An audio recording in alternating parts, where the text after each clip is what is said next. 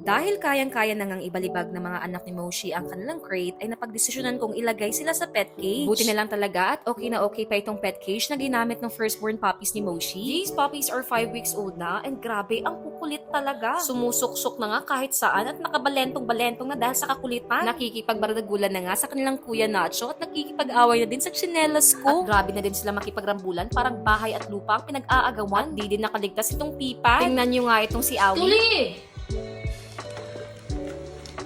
Parang nahuling magnanakaw. At itong si Doji at Kuya Nachos naman ay tila nagmo-moment at nagbabanding na may halong bardagulan. Ang cute nga nilang tingnan eh. At itong si Cowley ay tunay na firebender talaga. Palaging mainit ang ulo. Pero agad namang dumating si Doji at tinulungan itong si Bumi. Akala ko talaga ay behave sila dahil nga mga babae. Pero just ko Lord, same level lang din pala ang kakulitan sa kanilang mga kuya. Kaya thankful talaga ako dahil okay na okay pa ang pet cage na ito. Mag 1 year na ito this coming July. But